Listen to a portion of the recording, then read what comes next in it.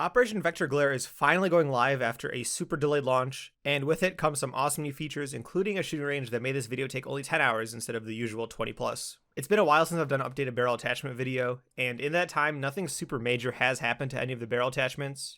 But even if that's the case, Ubisoft is known for tweaking recoil from season to season without much of an announcement.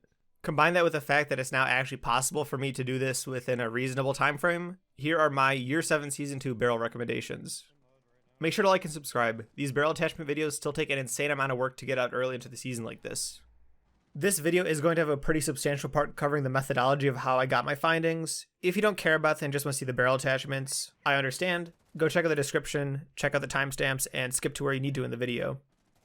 Let's quickly go over my methodology, because while I believe there's no 100% objectively correct barrel, I think that the way I selected these barrels provides the best mix of objective stats and subjective controllability.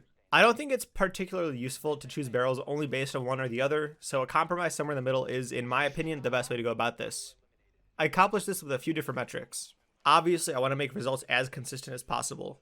Each gun was tested with identical attachments, except for the barrel, which I changed, obviously, with no breaks between attachments to keep my own recoil control as consistent as possible. And that's how this video differs from my past videos. In my previous versions of this video, I never actually controlled the recoil, instead I let the mechanics of the barrel do all the work. This time around, I figured it'd be more valuable to get a holistic view of what the barrel does for your own recoil control, which is why I started controlling recoil for part of these tests. For each gun barrel attachment combo, I shot one mag without trying to control the recoil. This was done from 10 to 20 meters. Machine pistols from 10 meters, pretty much all ours from 20 meters. From this test, I was able to get data for shorter bursts, 6 to 10 bullets depending on how much recoil each of the guns have, and also first shot recoil numbers. So I'm pretty much aiming to give this holistic view where you go from the single bullet, the short burst from 6 to 10 bullets, and then the full spray, which I will now get into. After that first mag, I controlled all the remaining mags to the best of my ability, and I used Photoshop to get the area of the resulting spray.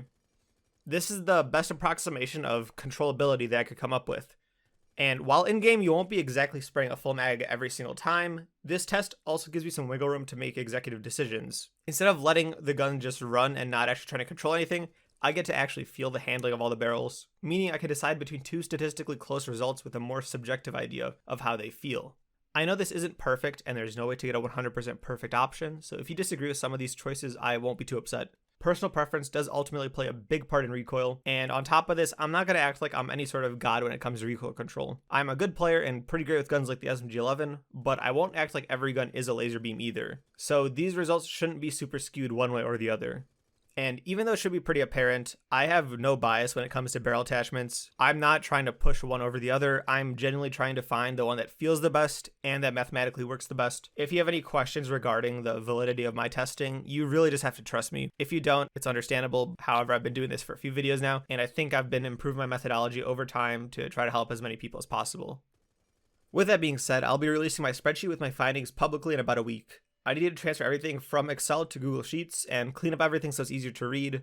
And when that's released, keep in mind that all numbers should only be looked at in relation to the other barrels on the same gun. You'll also probably notice that there are some where the quote-unquote objective best barrel wasn't selected in favor of a different barrel, and that's where the subjective handling comes into it. Furthermore, when it comes to some of the area that I found when controlling the recoil, it was the case where one barrel had a smaller area. However, that area spread more horizontally versus a slightly larger area that spread vertically. In my opinion, it's easier to control vertical recoil simply because it's not random, or not nearly as random as horizontal recoil is. Especially when it comes to guns with super high rate of fire, the horizontal recoil jumping around from side to side is pretty much impossible to control consistently, and it's not something you can learn. It's not really skill based. I would rather have a gun that has slightly more vertical recoil and less of a random horizontal spray, which is just another reason why my numbers might not match up exactly with my recommendations. All right, now with all that out of the way, let's get into the actual findings.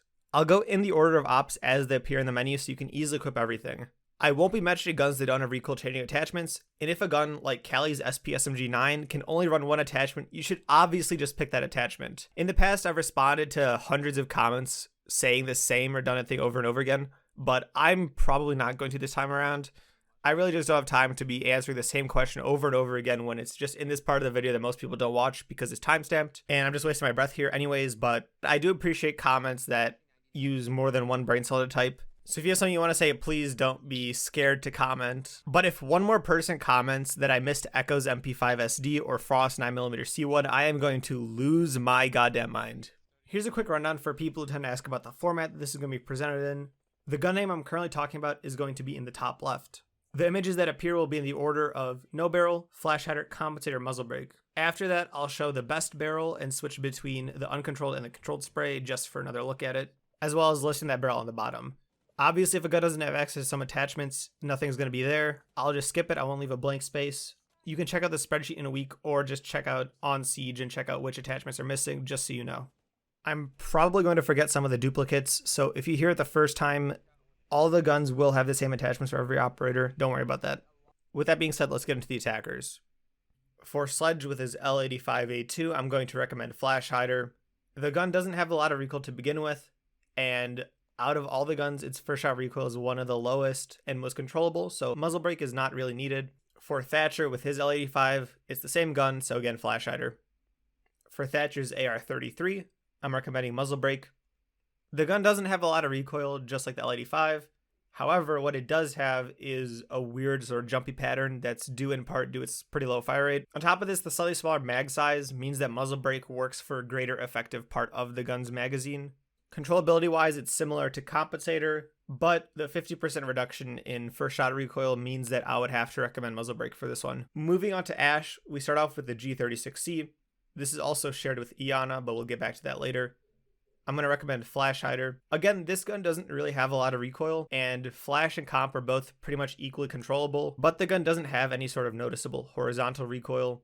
So for that reason, I'm going to recommend Flash Hider. For Ash's R4C, there's really no good option. The gun is pretty much unusable across the board. I can't speak to how it is on console, but at least on PC, muzzle brake makes it somewhat usable.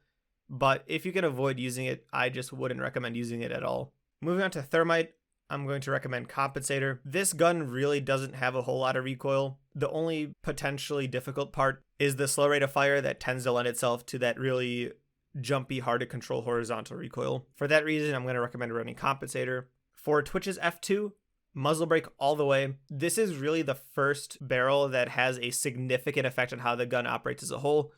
It is just night and day between Flash Hider, Compensator, and muzzle brake. Muzzle brake is far and away the best and most controllable barrel to use. For the AK-12, Flash Hider. Flash Hider and muzzle brake operate pretty similarly on this gun. It's just that Flash Hider gives you that smoother, more consistent experience when you're spraying with it, as you normally would be doing with an operator like Fuse or Ace. For the AUG A2, I'm going to recommend Flash Hider. Compensator statistically is slightly better when it comes to the controlled area. However, feel-wise, Flash Hider is going to be superior, especially if you're using those longer range scopes like the 2.5x. For the Commando 5.56, again, Flash Hider is the best option, both statistically and feel-wise. And finally, for her LMG, the G8A1, I'm going to recommend Compensator. LMGs, and especially high rate of fire LMGs, are going to benefit from having Compensator just because it really lends itself to those long, sustained bursts of fire. And guns like the G8 don't have a lot of vertical kick to them, so running Compensator is not really going to be a bad option. Moving on to Buck C8 SFW, I'm recommending Flash Hider. This is probably the most notorious gun when it comes to random kicks everywhere, and Flash Hider really helps you control that, so that's why I would recommend running Flash Hider. For Blackbeard's Mark 17 CQB, again, Flash Hider is the best option, and it's a pretty significant reduction in the controlled area. Moving on to Capitao now, we have the Para 308. I'm going to recommend muzzle brake. The first shot recoil is really the only thing there is to this gun, otherwise it's super easy to control across the board. Then for the M249, I'm going to recommend Compensator. Again, as an LMG, there's not a whole lot of first shot kick, and even if there was, Flash Hider doesn't really do much to protect against that. So Compensator is going to be the better choice for this gun. Moving on to Habana and her Type 89, muzzle brake is the best option. The controllability is pretty significantly better. And again, high rate of fire, small magazine size, it's going to be muzzle brake most of the time for these kind of guns. Moving on to Jackal, we have the C7E, one of my favorite assault rifles in the game. Flash Hider is the best option. For his PDW9, I would recommend muzzle brake. That initial first few bullets are going to be really bad, and then it settles into a much more controllable spray. Next up is Ying's T95 LSW. I'm going to recommend muzzle brake. This gun doesn't have a whole lot to it apart from its first shot recoil, so just run muzzle brake. The same goes for Zoph's LMG E. muzzle brake again is going to be your best option. And when it comes to Zoph's M762, it's a toss-up between flash hider and compensator, on which makes this terrible gun slightly less unusable. I was able to control compensator just a little bit better. By no means is it good or usable, and I just wouldn't recommend using M762 unless you love to punish yourself for some reason. Next up is Lion's V308. I would recommend muzzle brake on it. Again, this gun has very little recoil and it's pretty controllable across the board. Muzzle brake just helps get rid of some of that first shot kick. And other than that, there's really nothing to worry about. For Finca and Thunderbird's Spear 308, I'm recommending muzzle brake yet again. This gun is great to use with pretty much any barrel attachment, but muzzle brake really does add that level of consistency that I really do appreciate with this gun. Next up is Mav's M4. I'm going to say flash hider. This gun does have a pretty good vertical kick and not much in the way of horizontal, so flash hider is going to be a good all-around option for this. For Nomad's AK-74M, muzzle brake is the way to go. Even though this has a larger mag size, this gun does kick like a horse when it comes to the first shot recoil, and other than that, doesn't do a whole lot. For the ARX, muzzle brake is yet again your best option. This gun has a small mag size, pretty high first shot recoil, and again, it's really nothing else past that. For Grillock's F90, I'm actually going to go against what the numbers say and go with flash hider. I actually found myself overcompensating for this gun when flash hider was equipped. I can't say the same for muzzle brake. It did tend to have these last few bullets that would sort of shoot off to the side and not really be super consistent or controllable. And compensator just all around was okay, but the first shot recoil is a little bit high on this gun, so I'm just going to have to say flash hider just to be safe. For the FMG9 used by both Smoke and Nook, I'm going to recommend muzzle brake. For Amaru's SMG11, flash hider is far and away the best. It feels like this gun gets changed every single season. Currently, flash hider does make the gun feel really smooth and controllable, so just run with that. For the SC3000K on Zero, flash hider is your best option. And on his MP7, I'm going to recommend muzzle brake. For Sens's POF9, I'm going to recommend flash hider. This gun does kick really hard, but it's a consistent sort of kick that makes the gun pretty controllable, especially when you throw a flash hider on it. For the MP5K shared by Mute and Womai, flash hider is the best option. This gun is another gun that I find myself overcompensating for a lot. Flash hider just helps build a little bit of consistency by making the spray a little bit tighter. The UMP45 is something that's controllable across the board, even if you have 1.5 on it with angled grip. For the sake of actually giving you something, I'll say flash hider, but it really doesn't make that much of a difference. Next up for Doc, Rook, and Malusi, the MP5. Muzzle brake makes this gun really nice to use. Again, it doesn't have a lot of recoil to begin with, but muzzle brake really adds that level of consistency that makes spawn peeking really nice. For the P90, I'm going to have to say flash hider. This gun's kind of weird and I don't really like it in general, but flash hider does make it pretty usable. For Kapkan and Tachanka's and Azami's 9x19 VSN, you can choose between flash hider and compensator. This gun does have a little bit of first shot recoil to it, but honestly, it's not that bad. Compensator I did find to be the most controllable, but flash hider was close behind, so it's really up to you which one you want to go with there. For Jaeger's 416C carbine, I'm going to say muzzle brake. I do find myself switching between flash hider and muzzle brake, but after testing, it does look like muzzle brake is the best option. It's about 10% better than flash compensator when trying to control for it, and that first shot recoil can be pretty brutal, so for that reason, muzzle brake is the best option. For Bandit's MP7, just as with Zero, muzzle brake is the way to go. For the MPX shared by Valk and Warden, I'm going to say muzzle brake again. This gun doesn't have a lot of recoil, and if you're not aiming for the head, you're not going to really get any kills with it. So long sprays aren't super necessary, therefore muzzle brake is the best option. For Cav's M12, I'm going to say flash hider. For Echo's Bearing 9, I'm going to say compensator. Machine pistols get affected really weirdly by flash and compensator. So just looking at the pictures here, you can see that the Bearing 9 becomes much more controllable with compensator equipped. For the Vector 45 ACP found on both Mira and Goyo, I'm going to say muzzle brake. This gun is a super high rate of fire and you're going to be burning through your mag really quick. So having those first few bullets be laser beams are pretty important. Therefore, muzzle brake I find is the best option. For the T5 SMG, statistically, compensator is the best option. However, this gun, there's so little recoil to begin with that any sort of difference between the barrels really does nothing, and it's really just personal preference. For Ella's Scorpion, compensator is far and away the best choice. This gun always also behaves really weirdly when it comes to compensator. It just makes it feel far more controllable, especially for the first 20 bullets. And that's been the case basically since the gun came out in 2017. So I'm not going to question it. The numbers are there. I'm just going to say compensator. For Vigil's K1A, I'm pretty sure this gun had the lowest recoil sum that I've tested, which is weird considering the pretty substantial nerf that the gun got a couple seasons back.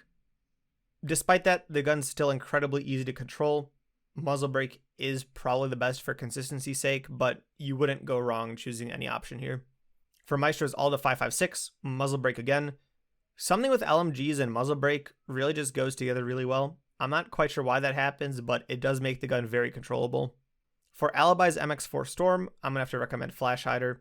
This gun does have pretty good first shot kick. If that's something you really struggle with, then it might be worth running muzzle brake. But to me, Flash Hider makes the gun very easy to control. You have to pull down fast and hard, but otherwise, it's not too bad side to side. So you do well to run Flash Hider. Moving on to Cade's AUG A3. Flash Hider is the one I'm going to go with. Again, this gun has very little recoil, and I find myself overcompensating a lot. Comp and muzzle brake are decent options, but personally, I really do like Flash Hider because it sort of lets you feel like you're not pulling down at all when you're using the gun. And I would personally rather not pull down at all than have to pull down a little bit because that can throw off your consistency. Moving on to Mozzie, we have the Commando 9. Flash Hider is the best option. Again, this gun is low recoil, but Flash Hider does have a little bit of an advantage over the others. For the P10 Roni, again, I'm going to say Flash Hider. You could make an argument for muzzle brake, but the gun does tend to be a little bit unruly. Obviously, on a Rooney, the same Flash Hider. And last but not least, we have Thorn's Uzi. I'm going to recommend muzzle brake. It makes the gun very smooth and controllable without being overbearing, which I find Flash Hider to be a little bit. And there you have it. There are the best barrel attachments for every single gun that has recoil changing attachments. This means no DMRs, no pistols, no guns like Frost's 9mm C1 or SP-SMG9 that only have that one option. It should be really obvious what you pick there. If it's not obvious, find God, I can't help you at that point. I hope you found this video to be very helpful. I hope you enjoy Operation Vector Glare.